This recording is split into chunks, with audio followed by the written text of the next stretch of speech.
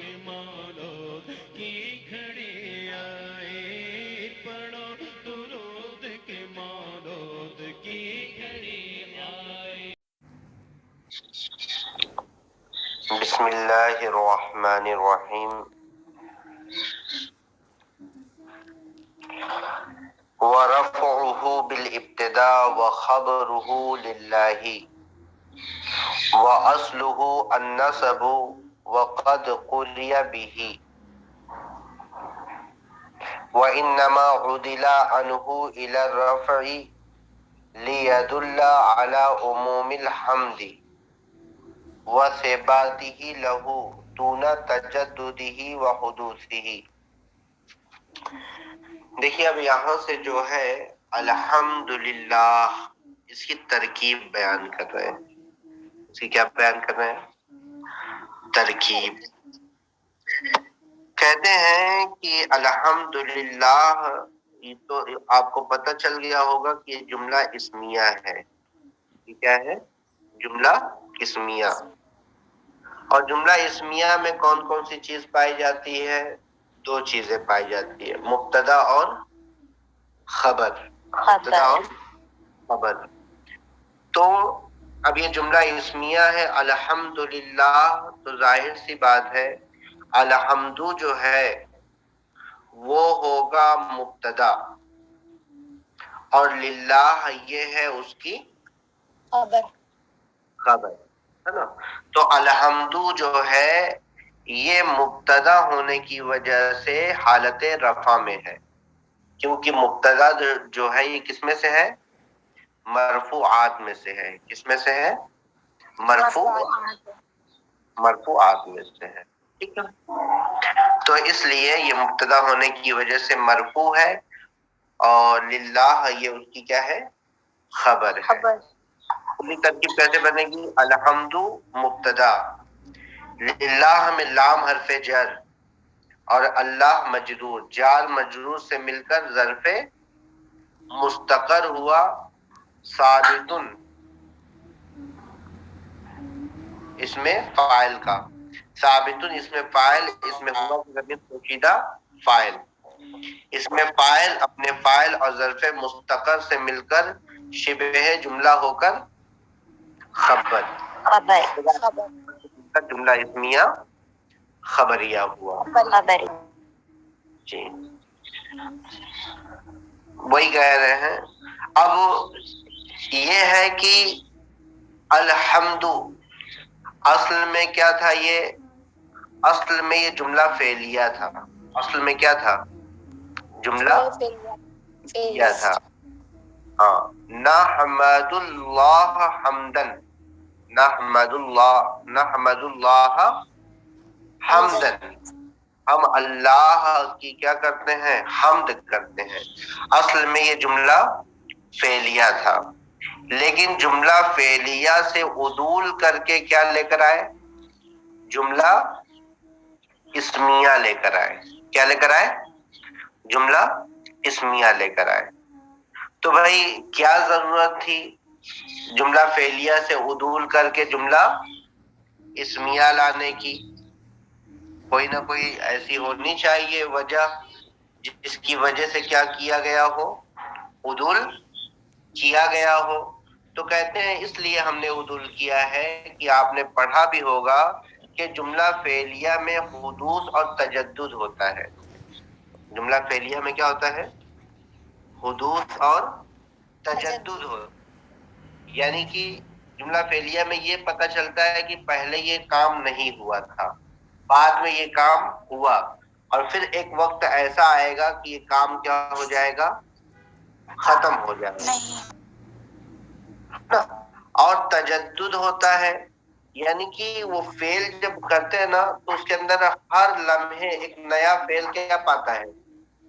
انجام پاتا ہے۔ جیسے کہ آپ نے کہا کہ میں کھانا بناتی ہوں، میں کیا کرتی ہوں؟ کھانا بناتی ہوں۔ تو لہٰذا اس کے اندر تجدد ہوگا کہ بھئی ایک وقت ایک مرتبہ مطلب کھانا بنائیں گے، پھر آپ نہیں بنائیں گے، پھر بنائیں گے، اس طریقے سے اس کے اندر کیا ہوتا ہے؟ تجدد۔ کام آپ ہر آن جو کیا کرتے ہیں؟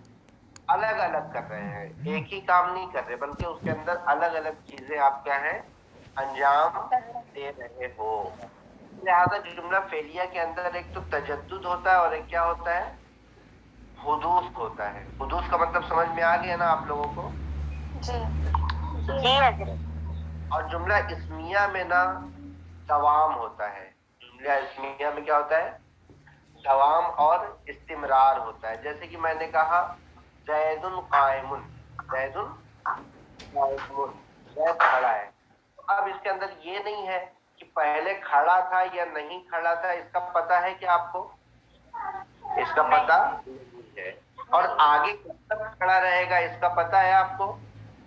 इसका पता नहीं है। बस ज़ैद खड़ा है। तो इसके अंदर जुमला इस्मिया के अंदर दवाम और इस्तिमरार होता है, और जुमला फेलिया के अंदर तजद्दुद और हुदूस होता है। हुदूस का मतलब होगा फिर क्या हो जाएगा, खत्म हो जाएगा। तो लिहाजा नहमदुल्लाह हमदन अगर हम बोलेंगे तो इससे ये समझ में आएगा कि भाई हमने अल्लाह की एक मर्तबा मतलब तारीफ की, फिर वो तारीफ क्या हो गई, खत्म हो गई। अल्लाह तबारक व तआला के लिए तारीफ क्या है, हमेशा के लिए है। कभी ऐसा नहीं होता कि उसके लिए तारीफ ना हो। बात समझ में आई? एक बात ये हो। और दूसरी बात ये है कि जुमला इस्मिया लाने से इसके अंदर जो है उमूम पैदा हो गया है।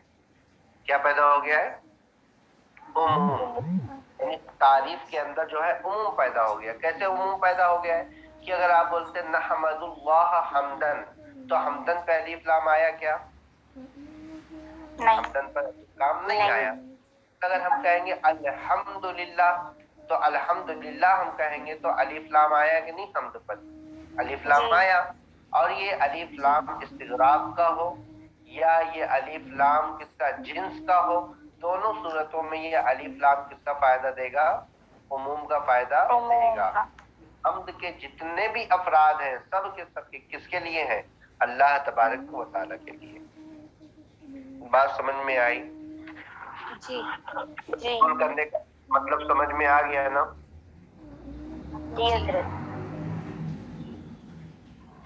देखिए वही कह रहे हैं वरफ़उहु, और उसका मरफू होना, यानी अल्हम्दु का क्या होना? मरफू होना बिल इब्तिदा।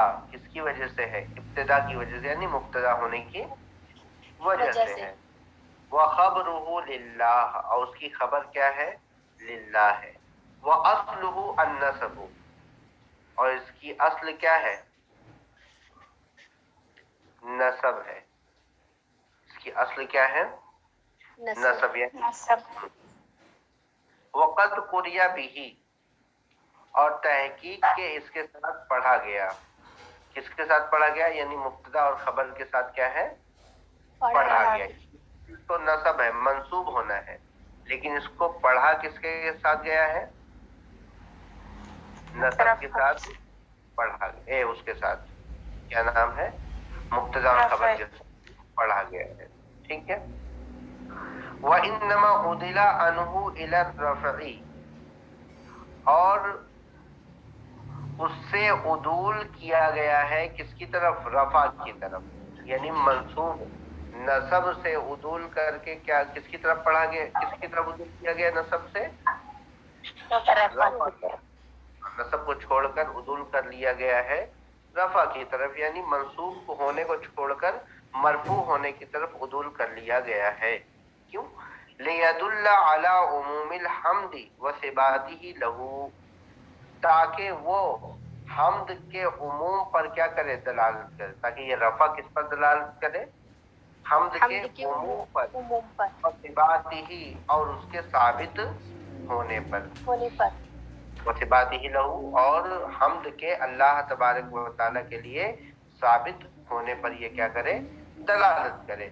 दूना तजद्दुदिही व हुदूसिही, ना कि उसके तजद्दुद और उसके हुदूस पर, ताकि हुदूस और तजद्दुद पर ये दलालत ना करे, बल्कि उमूम और दवाम इस्तिमरार पर क्या करे? दलालत करे। ठीक है। وَهُوَ مِنَ الْمَصَادِرِ الَّتِي تَنْتَصِبُ بِأَفْعَالٍ مُضْمِرَةٍ لَا تَكَادُ تُسْتَعْمَلُ مَعَهَا، ہے نا؟ کہتے ہیں، اور یہ الحمدو جو ہے نا، الحمدو یہ ان مصادر میں سے ہے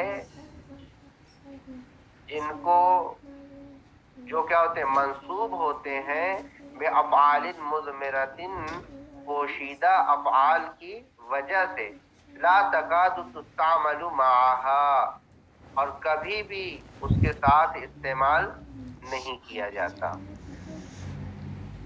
کس کو استعمال نہیں کیا جاتا ہے؟ یعنی ان مصادر کو جو ہے اس کے افعال کے ساتھ استعمال نہیں کیا جاتا۔ یعنی کہ یہ بتانا چاہ رہے ہیں کہ یہ الحمد جو ہے نا، الحمدو یہ ایسے مصادر میں سے ہے کہ جن کے افعال کو کبھی بھی ذکر نہیں کیا جاتا۔ بھائی کیوں نہیں ذکر کیا جاتا؟ جیسے کہ الحمدللہ، جیسے کہ الحمدللہ، تو یہ الحمدو کا جو فعل ہے اس کے فعل کو کبھی بھی لاتے نہیں ہیں۔ کیوں نہیں لاتے ہیں بھائی؟ کہتے ہیں فعل کو لاتے ہیں اس لیے تاکہ فعل کی نسبت کس کی طرف ہو جائے؟ فاعل کی طرف ہو جائے۔ تاکہ فعل کی نسبت کس کی طرف ہو جائے؟ فاعل کی طرف ہو جائے۔ اور الحمدللہ تمام تعریف کس کے لیے؟ اللہ کے لیے ہے۔ تو لہذا جس کے لیے حمد ثابت ہے اس کی طرف فعل کی نسبت ہو رہی ہے کہ نہیں؟ سمجھ جائیے، فعل کا کام کون انجام دے رہا ہے؟ حمد انجام دے رہا ہے۔ تو جب مصدر فعل کا انجام دے رہا ہے تو لہذا ہمیں فعل کو لانے کی ضرورت نہیں۔ یعنی بتاتے چاہ رہے ہیں کہ مصدر ہے نا، مصدر، اس مصدر کے بعد اگر فاعل یا مفعول کیا ہے موجود ہے نا، اور اس مصدر کی نسبت اس فاعل یا مفعول کی طرف ہو رہی ہے تو لہٰذا ہمیں فعل کو لانے کی ضرورت نہیں ہے، کیونکہ فعل بھی جو لاتے ہیں وہ کس لیے لاتے ہیں؟ تاکہ فعل کی نسبت فاعل یا مفعول کی طرف ہو جائے۔ اب الحمدو جو مصدر ہے حمد، یہ خود فعل کا کام کیا کر رہا ہے؟ انجام دے رہا ہے۔ اس کی نسبت مفعول کی طرف کیا ہے؟ موجود ہے۔ یہ اللہ کے لیے کیا ہے؟ حمد ہے، یعنی کوئی نہ کوئی تعریف کرنے والا ہے، اور وہ تعریف کس کے لیے ہے؟ اللہ کے لیے ہے۔ تو لہذا کا جو کام تھا وہ مفعول کیا کر رہا ہے؟ انجام، مصدر کیا کر رہا ہے؟ انجام دے رہا ہے۔ تو جب مصدر انجام دے رہا ہے فعل کا کام تو لہذا فعل کو لانے کی ضرورت نہیں۔ بات سمجھ میں آئی؟ جیسے کہ بولتے ہیں شکرن لہو، جیسے کہ کیا کہتے ہیں؟ شکرن لہو، یعنی اس کا شکریہ۔ اس کا معنی کیا ہوتا ہے؟ شکر تو شکرن لہو، اصل عبارت کیا تھی؟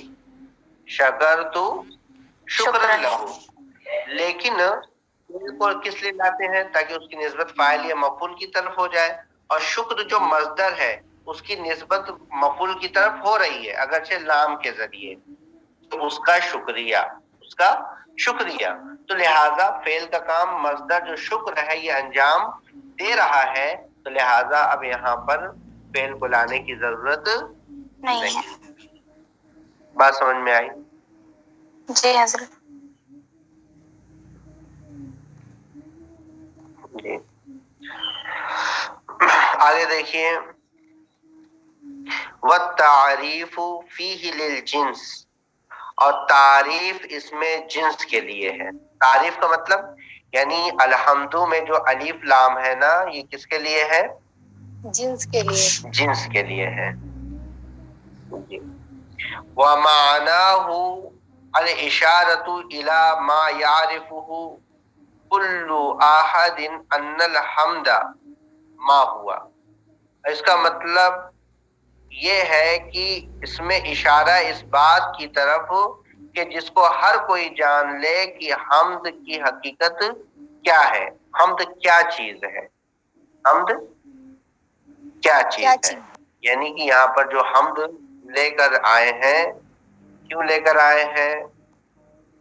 تاکہ اس میں پتہ چل جائے کہ حمد کیا چیز ہے، اس کی حقیقت کیا ہے، کس کے لیے ثابت ہے نا، اور اس کا معنی اور مفہوم کیا ہے، ٹھیک ہے۔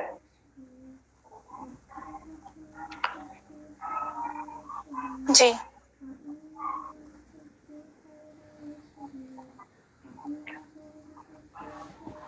تو حمد سے ہم کو مطلب یہ پتہ چل جائے گا کہ بھائی حمد ہے تو کیا چیز ہے، اور حمد ہے تو کس کے لیے ہے نا۔ اس میں پتہ چلا ہم کو کہ بھائی حمد جو ہے اختیاری خوبی پر مطلب کہ تعریف کرنا ہوتا ہے، اور وہ ثابت ہے کس کے لیے، اللہ کے لیے ہے۔ اور اس میں مطلب کہ اور بھی چیزیں ابھی آگے بتائیں گے کہ اور الحمد سے ہمیں کیا کیا پتہ چلتا ہے، ٹھیک ہے۔ جی ابھی تو صرف اتنا اس میں بتایا گیا ہے کہ اس میں جو ہے یہ جنس کے لیے ہے، اور معنی ہو، اور اس کا مطلب یہ ہے کہ اشارہ ہو جائے اس بات کی طرف کہ ہر کوئی جان لے کہ حمد تعریف کیا چیز ہے۔ وقیل للاستغراق، اور کہا گیا ہے کہ استغراق کے لیے ہے، یعنی یہ جو الف لام ہے نا الحمد میں، بعض لوگوں نے کہا کہ کس کے لیے ہے، استغراق جنس کے لیے، اور بعض لوگوں نے کہا ہے استغراق کے لیے ہے۔ تو دونوں کا مطلب وہی ہوتا ہے۔ جنس یہ ہوتا ہے کہ مطلب کہ فردن فردن ہو کر نہیں ثابت ہوتا، بلکہ دنیا میں جتنے بھی مطلب کہ حمد پائے جائیں گے وہ سب کے سب کس کے لیے ہوں گے، اللہ کے لیے ہوں گے۔ اور استغراق کا مطلب یہ ہوتا ہے کہ ایک تعریف ملی، اس کو ہم نے اللہ کے لیے مان لیا، پھر دوسری تعریف ملی، اس کو ہم نے کس کے لیے مان لیا، اللہ کے لیے مان لیا۔ یعنی جتنی تعریفیں ہمیں ملتی جائیں گی وہ فردن فردن سب ہم کس کے لیے ثابت کرتے جائیں گے، اللہ کے لیے ثابت کرتے جائیں گے۔ اور جنس کا مطلب یہ ہوتا ہے کہ فردن فردن نہیں بلکہ کلیتاً جتنے بھی مطلب کی تعریف کے الفاظ ہوں گے، جن پر بھی ہم تعریف کا اطلاق کریں گے، وہ سب کے سب کس کے لیے ہوں گے، اللہ تبارک و تعالیٰ کے لیے ہوں گے، فردن فردن ہم نہیں ثابت کریں۔ جی دونوں مطلب کہ اس جنس کو گھیرے ہوئے ہوتے ہیں، بس فرق یہ ہوتا ہے کہ جو استغراق ہوتا ہے وہ فردن فردن کیا کرتا ہے، گھیرتا ہے، اور جنس جو ہے یک بارگی کیا کرتا ہے، وہ گھیر لیتا ہے۔ اذ الحمد فی الحقیقت کلہ لہو، کیونکہ حمد جو ہے حقیقت میں تمام کا تمام کس کے لیے ہے، اللہ کے لیے۔ اذ ما من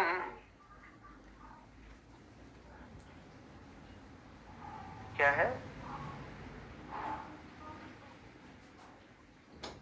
اذ ما من خیر الا وهو مولیہ، اس لیے کہ کوئی بھی بھلائی نہیں ہے مگر وہ اس کا کیا ہے، والی ہے، وہ اس کو کیا کرنے والا ہے، عطا کرنے والا ہے۔ بے واسطن، کسی واسطے کے ذریعے، او غیر واسطن، یا بغیر کسی واسطے کے۔ بھئی اب یہاں یہ بتا چاہ رہے ہیں کہ بھائی حمد کا مطلب کیا ہے، کہ اختیاری خوبی پر کیا کرنا، تعریف کرنا، ٹھیک ہے۔ تو لہٰذا یہ اختیاری خوبی جتنی بھی ہے وہ سب اللہ تبارک و تعالیٰ کی ذات کے لیے کیا ہے، ثابت ہے۔ وہ جسے چاہتا ہے کیا کرتا ہے، عطا کرتا ہے۔ اب وہ عطا کرنا چاہے واسطے سے ہو چاہے بغیر واسطے کے ہو، لیکن عطا کرنے والی ذات کیا ہے، وہ اللہ تبارک و تعالیٰ کی ہے۔ تو جب اللہ تبارک و تعالیٰ کی ذات عطا کرنے والی حقیقت میں، تو تعریف بھی کس کی ہونی چاہیے، تعریف بھی اسی کے لیے ثابت ہونی چاہیے۔ کما قال اللہ، جیسے کہ اللہ تبارک و تعالیٰ نے ارشاد فرمایا، وما بکم من نعمت فمن اللہ، کہ تمہارے لیے کوئی نعمت نہیں ہے بس وہ اللہ تبارک و تعالیٰ کی جانب سے. یعنی جتنی بھی نعمتیں ہیں وہ ساری کی ساری کس کی جانب سے ہیں؟ اللہ تبارک و تعالیٰ کی جانب سے. وَفِيهِ إِشْعَارٌ بِأَنَّهُ تَعَالَى حَيٌّ قَادِرٌ مُرِيدٌ عَالِمٌ. اور اس میں اشارہ ہے، یعنی جب آپ نے الحمدللہ کہہ دیا، اللہ تبارک و تعالیٰ کے لیے تمام تعریفوں کو کیا کر دیا؟ ثابت کر دیا، تو اب ہمیں اشارہ یہ ملے گا کہ بھائی جس کے لیے تمام تعریفیں ثابت ہے تو وہ کیا ہونا چاہیے؟ مختار ہونا چاہیے. کیا ہونا چاہیے؟ مختار ہوگا نا، کہ بھائی اختیاری خوبی پر حمد کرتے ہیں نا، تو وہ کیا ہوگا؟ مختار ہوگا. اور مختار کی شان یہ ہونی چاہیے کہ وہ حی ہو. کیا ہو؟ حی ہو. اور وہ کیا ہو؟ قادر ہو. کہ اگر قادر نہیں ہوگا تب تو وہ کیا ہو جائے گا؟ غیر مختار ہو جائے گا. اگر آپ کسی کو قادر نہ مانے تو کیا ہو جائے گا؟ غیر مختار ہو جائے گا. مرید اور ارادہ کرنے والا ہو، یعنی کہ جس چیز کا اس نے ارادہ کر دیا وہ چیز کیا ہے؟ وہ کرنے والا ہو. ٹھیک ہے. عالم اور جاننے والا ہو. بھائی جب جاننے والا ہوگا تبھی تو اپنے اختیار کو استعمال میں لے کر آئے گا کہ کس کے ساتھ کون سا معاملہ کرنا ہے. تو لہذا الحمدللہ کے ذریعے ان تمام چیزوں کی طرف ہمیں کیا مل گیا؟ اشارہ مل گیا کہ وہ حمد ہے، وہ بھی ہونی چاہیے، قادر بھی ہونی چاہیے، مرید بھی ہونی چاہیے اور عالم بھی ہونی چاہیے. اذ الحمد لا یستحق، اس لیے کہ حمد اس کا مستحق نہیں ہوتا ہے، الا من کان ھذا شانہ، مگر جس کی یہ شان ہو. یعنی جس کی یہ شان ہوگی، قادر ہونا، مرید ہونا، عالم ہونا، حی ہونا، وہی جو ہے حمد کا کیا ہو سکتا ہے؟ مستحق ہو سکتا ہے. اگر آپ کسی کو نہ مانیں تو آپ جو ہے اس کے لیے حمد ثابت نہیں کر سکتے، کیونکہ پھر وہ مختار ہی نہیں ہوگا. بات سمجھ میں آ رہی ہے؟ جی. ہاں، اس لیے جو ہے دوسروں کی تعریف کرنی ہو انسانوں میں سے کسی کی تو مدح کرتے ہیں، حمد نہیں کرتے. ٹھیک ہے. حمد جو ہے وہ صرف اللہ تبارک و تعالیٰ کے. ٹھیک ہے جی. وَقُلْ الحمد للہ باتباع الدال لامہ، اور الحمد للہ کو ہے نا دال کی لام کے اتباع کے ساتھ بھی کیا ہے؟ پڑھا گیا ہے. بھائی دال جو ہے یہ لام کی اتباع کرے تو کیا پڑھیں گے؟ الحمدللہ. کیا پڑھیں گے؟ الحمدللہ. بھائی لام پر کیا ہے؟ کسرہ ہے نا. جی. اور دال کیا کر رہا ہے؟ لام کیا کر رہا ہے، تو کیا پڑھیں گے؟ جی. الحمدللہ. الحمدللہ. جی. وبالعکس، اور اس کے برعکس. اس کے برعکس کیا ہے؟ یعنی لام جو ہے وہ دال کی اتباع کرے. لام جو ہے وہ کس کی اتباع کرے؟ دال کی اتباع کرے. تو تب کیا پڑھیں گے؟ الحمدللہ. جی. الحمدللہ. یہ بھی مطلب کہ ایک قرات ہے. ٹھیک ہے. جی. تنزیلا لہما من حیث، تنزیلا لہما ان دونوں کو اتارتے ہوئے، یعنی ان لوگوں کو ایک ہی درجے میں کیا کرتے؟ اتارتے ہوئے. بھئی آپ نے مطلب کہ علم الصیغہ وغیرہ میں پڑھا ہوگا کہ ایک ہی مطلب کہ لفظ ہو تو اس میں ایک کو دوسرے کے قائم مقام کر کے وہی والی کیا دے، وہی والی حرکت دے دیتے ہیں. ہے کہ نہیں؟ جی. ماں قبل میں پیش تھا تو اس کو بھی پیش، ماں قبل میں زیر تھا تو اس کو بھی زیر دے دیے. تو کہتے ہیں کہ الحمد اور للہ یہ دونوں الگ الگ ہیں، لیکن ان دونوں کو کیا کر دیا گیا ہے؟ ایک ہی درجے میں اتار دیا گیا ہے، کیونکہ یہ ہمیشہ جو ہے ایک دوسرے کے ساتھ ہی کیا ہوتے ہیں؟ استعمال ہوتے ہیں. تو جب دوسرے کے ساتھ استعمال ہوتے ہیں، تو لہذا اس میں ایک دوسرے کی اتباع کر لی گئی ہے تاکہ پڑھنا کیا ہو جائے، آسان ہو جائے. ٹھیک ہے. تنزیلا لہما، ان دونوں کو ایک ہی درجے میں اتارتے ہوئے، من حیث انہما یستعملان معا، اس وجہ سے کہ یہ دونوں ایک ساتھ کیا ہوتے ہیں، استعمال ہوتے ہیں. منزلۃ واحدۃ، یعنی ایک ہی کلمے کی منزل میں. اس کو ایسے پڑھ لیجیے، تنزیلا لہما منزلۃ کلمۃ واحدۃ، ان کو ایک ہی کلمے کے درجے میں کیا ہے، اتارتے ہوئے. من حیث انہما یستعملان معا، اس طور پر کہ وہ دونوں ایک ساتھ کیا ہوتے ہیں، استعمال ہوتے ہیں. بیچ میں یہ جو آیا ہے اس کا ترجمہ جو ہے بعد میں کر دیں گے، تھوڑی آسانی ہوگی. جی سمجھ میں آئی بات؟ جی ٹھیک ہے، اس کو دیکھ لیجیے گا انشاءاللہ. پھر آگے الرحمن الرحیم بالعالمین.